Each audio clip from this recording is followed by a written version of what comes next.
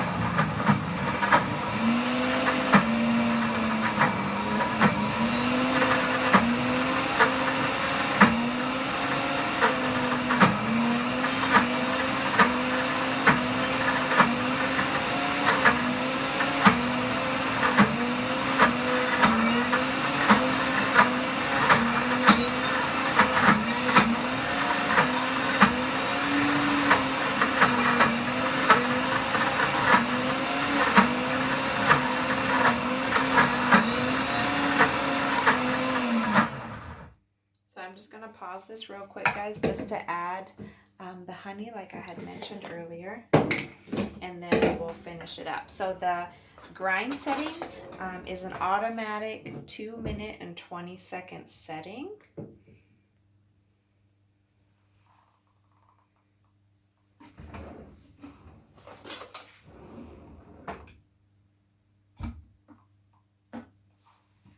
So I'll just finish this up. We have about 50 seconds left on this. So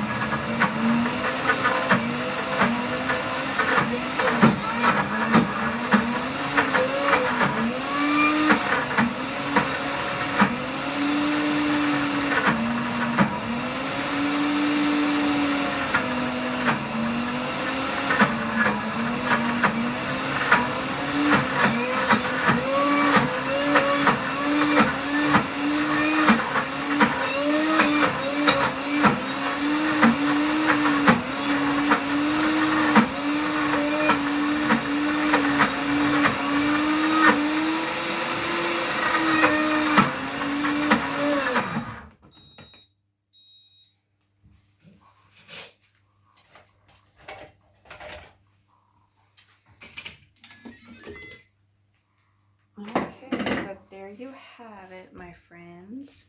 Let me grab, I just need to grab a container here real quick. I forgot to pull one out earlier. I'll be right back.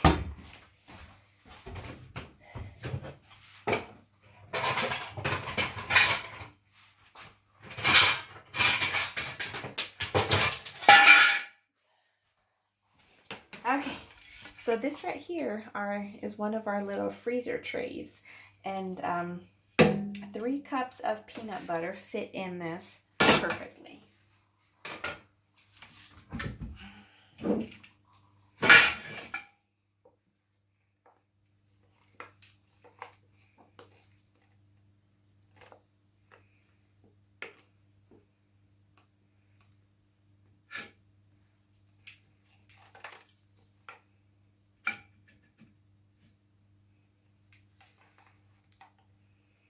So since the grind setting, that is our most powerful setting on the blender, you cannot do back-to-back grinds on this, okay? They recommend that you wait a few hours in between so you don't overheat the motor.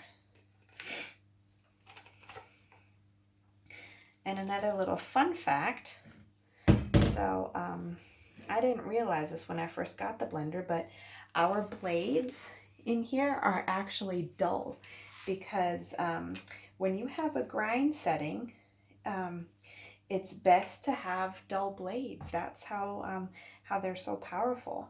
So the dull blades make it nice though, because you can add our silicone scrapers or this scraper that was specifically made for the blender, and you don't have to worry about it getting scratched up or cut or anything. Okay. So now something that we like to do, because you know you can never get all of the peanut butter out. So what we do here at my house is we always keep a tub of ice cream in the freezer. So whenever I make peanut butter, we just throw ice cream in with it with some milk, and then we make peanut butter milkshakes. Okay guys, so this is our peanut butter. Doesn't that look delicious? So I'll pop this in the fridge, and then my kids will get to enjoy PB&J tomorrow with homemade peanut butter and homemade jam. Perfect lunch for homeschool kids, right? Okay guys, I'll talk to you soon. Bye.